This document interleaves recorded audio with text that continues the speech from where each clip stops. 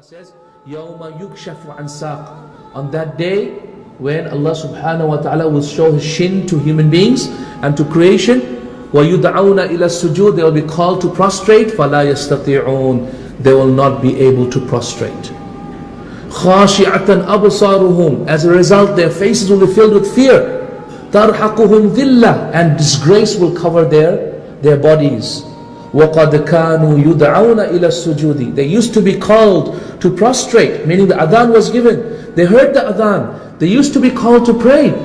وَقَدْ كَانُوا يُدْعَوْنَ إِلَى السُّجُودِ. They used to be called to pray. وَهُمْ سَالِمُونَ. Whilst they were able to, but they did not do so. Ikhwati, what does this mean?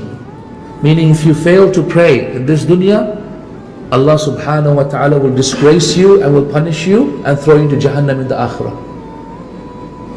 The first thing that people will say why they entered Jahannam was إِلَّا أَصْحَابَ الْيَمِينَ فِي جَنَّةِ يَتَسَاءَلُونَ عَنِ الْمُجْرِمِينَ مَا سَلَكَكُمْ فِي سَقَرَ. They will ask the people who have entered Jahannam, مَا سَلَكَكُمْ فِي سَقَرَ. What caused you to enter Jahannam? قَالُوا. They will say لَمْ نَكُمْ مِنَ الْمُصَلِّينَ. We never used to pray.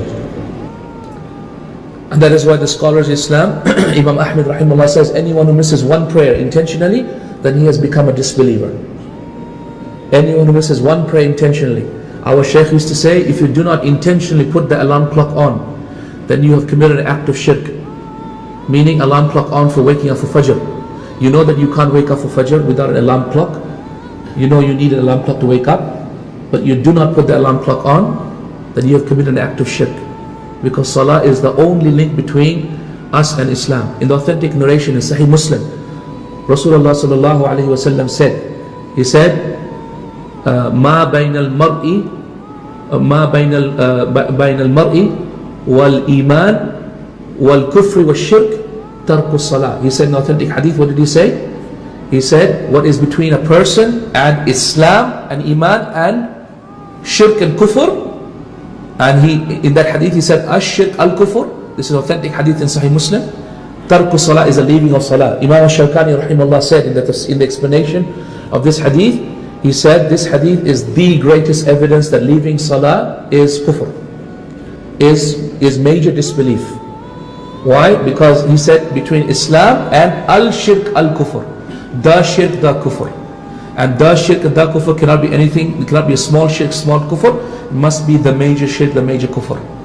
And so that is why this is the greatest evidence that leaving salah is kufr. In the fourth hadith in Mustadrak of al-Hakim, it is reported that Abdullah ibn Shaqiq radiallahu anhu said, in the authentic hadith, it's an authentic hadith, the fourth hadith in Mustadrak of al-Hakim, he said that the companions of the Prophet ﷺ did not used to consider the leaving of any action to be disbelief except salah.